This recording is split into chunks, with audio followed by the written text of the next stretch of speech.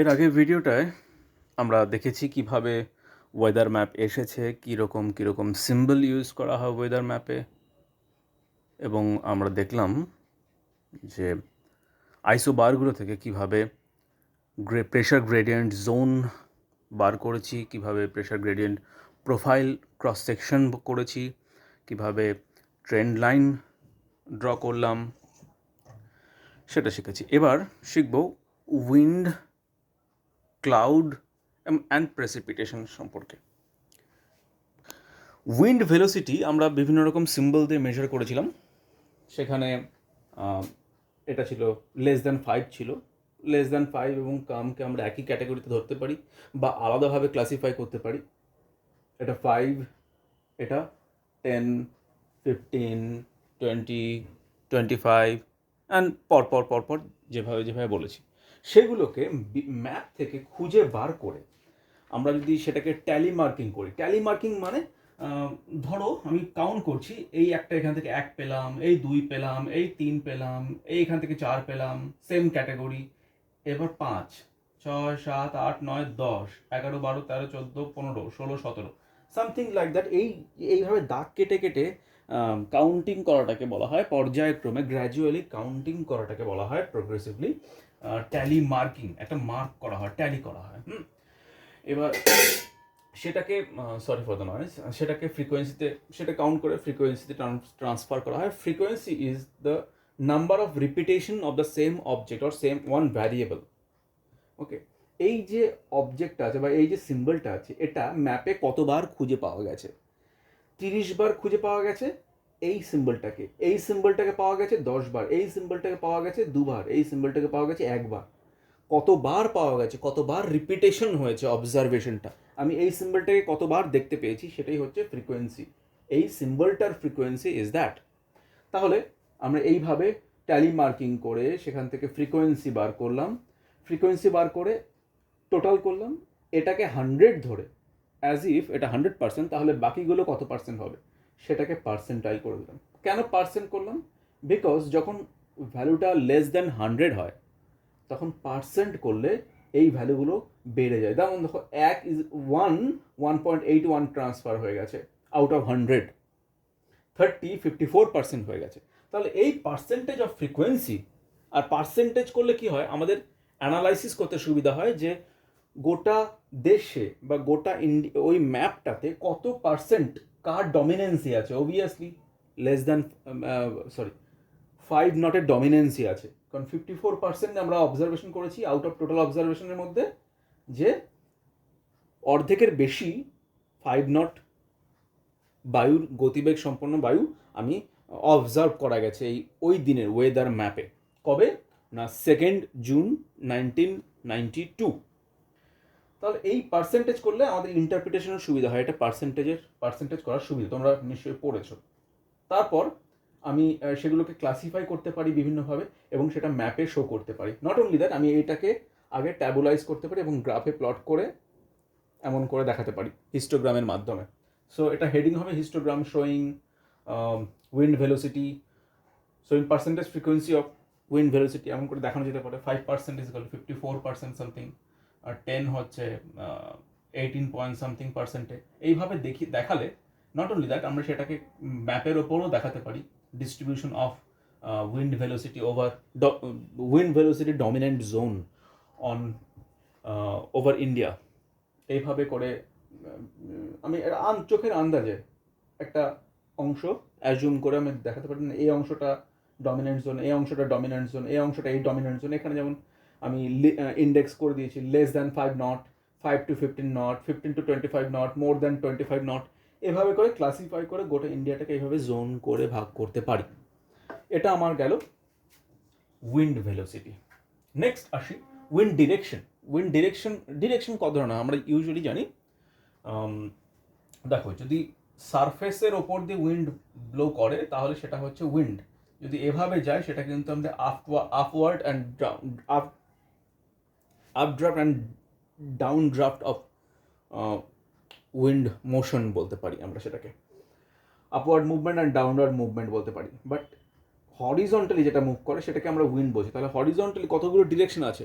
10টা direction north south east West, north east south east south west north West. তাহলে এই যে 10টা ডিরেকশন আছে, 10টা ডিরেকশনকে আমি এভাবে ভাগ করতে পারি, প্লাস কি অ্যাড করতে পারি না কাম, না ডিরেকশনলেস উইন্ডকে, যেটা আমরা সাধারণত এমন গোল সিম্বল দিয়ে দেখেছিলাম ম্যাপে। এবার সেটাকে সিমিলারলি এইভাবে ম্যাপ থেকে খুঁজে খুঁজে কাউন্ট করে, সেটাকে ফ্রিকোয়েন্সি করে, সেটাকে পার্সেন্টেজ ফ্রিকোয়েন্সি করে এমন করে গ্রাফে প্লট করা যাবে ইজিলি, এবং সেটাকে ক্লাসিফাই করে north south east west dominant জোনগুলোকে ক্লাসিফাই করে, যারা যারা ডমিনেন্ট সেটাকে ম্যাপের ওপরও প্লট করা যাবে এভাবে ছোট্ট একটা মিনিয়েচার ম্যাপ করে, তাই না? সিমিলারলি এই উইন্ড ডিরেকশন দিয়ে আমরা আরও একটা জিনিস করতে পারি, সেটা হচ্ছে গিয়ে উইন্ড রোজ ডায়াগ্রাম।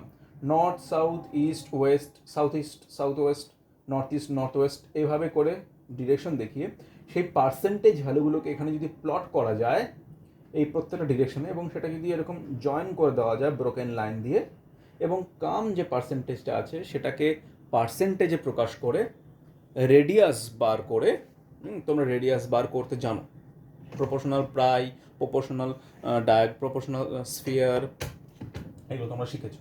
তাহলে রেডিয়াস যখন বার করতে পারবে, সেই রেডিয়াস দিয়ে এখানে কামটাকেও প্লট করা যায়, অথবা কাম যদি প্লট করতে নাও চাও তাহলে এখানে তোমরা সেটাকে মেনশন করে দিতে পারো। তাহলে এটা হলো উইন্ড রোজ ডায়াগ্রাম।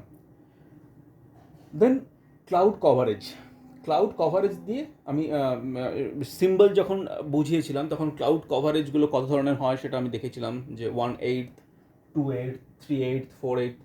2/8 মানে 1/4, 4/8 মানে 2/4, 6/8 মানে 3/4। এই বিষয়গুলো নিশ্চয়ই আছে, তোমাদের মনে আছে। তো সেগুলোকেও কাউন্ট করে ফ্রিকোয়েন্সিতে ট্রান্সফার করে, অগেন পার্সেন্টেজ ফ্রিকোয়েন্সিতে ট্রান্সফার করে সেমভাবে গ্রাফে প্লট করতে পারবে, সেমভাবে ম্যাপে ছোট একটা ম্যাপ এঁকে সেখানে জোন করে দেখাতে পারবে ইন্টারপ্রিটেশনের সুবিধার জন্য। সিমিলারলি প্রেসিপিটেশন, টাইপস অফ প্রেসিপিটেশনগুলো এভাবে লিখে যতগুলো পাচ্ছ ম্যাপে, তুমি 20 সেন্টিমিটার প্রেসিপিটেশন পাচ্ছ না, তোমার এখানে তো লিখে লাভ নেই। সাপোজ 9 অবধি পেলে, তুমি 9 অবধিই লিখবে, তোমরা 9 অবধি লিখবে। দেন এটাকে ট্যাবুলাইজ করে সেটাকে ফ্রিকোয়েন্সি এনে সেটা খুঁজে খুঁজে ম্যাপ থেকে সেখান থেকে পার্সেন্টেজ অফ ফ্রিকোয়েন্সি এনে সেটা দিয়ে আগেইন তোমরা গ্রাফে প্লট করতে পারবে, হিস্টোগ্রাম বানাতে পারবে, এবং মিনিয়েচার ম্যাপ তৈরি করে সেখানে কি করতে পারবে, সেটাকে প্লট করতে পারবে। আবার এভাবেও করা যায়, যেমন ধরো এখানটায় 9 সেন্টিমিটার বৃষ্টিপাত হয়েছে, তাহলে তোমরা এটাকে নীল কালি দিয়ে, আমি লাল কালি ইউজ করছি, নীল কালি দিয়ে এভাবে ব্লক করে, ব্লক ডায়াগ্রাম যেটাকে বলছি, বা পিলার ডায়াগ্রাম যেটাকে বলছি, এরকম 9টা ছোট ছোট ইউনিট, মানে একটা ইউনিট থাকতে হবে। ধরো 2 মিলিমিটার রিপ্রেজেন্টিং 1 সেন্টিমিটার রেইনফল যদি হয়, 2 millimetre distance length representing 1 centimetre of rainfall যদি এমন করে করো ভার্টিক্যালি, তাহলে এখানে 9, এখানে হয়তো 6 সেন্টিমিটার বৃষ্টিপাত হয়েছে, এভাবে এভাবে করে 6, এখানে হয়তো ভার্টিক্যালি 7 সেন্টিমিটার বৃষ্টিপাত হয়েছে, সেটাকে 7 ভাগে ভাগ করে দেখালে, এবং দেখালে যে এই অঞ্চলটা মোটামুটি বৃষ্টিপাতের আশেপাশে আছে।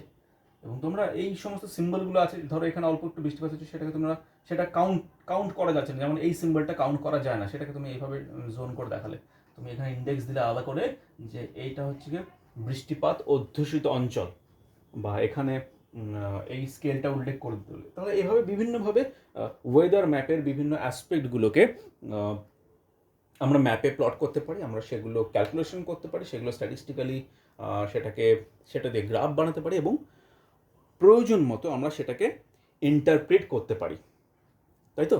তাহলে আমাদের পক্ষে খুবই ইজি হয়ে গেল।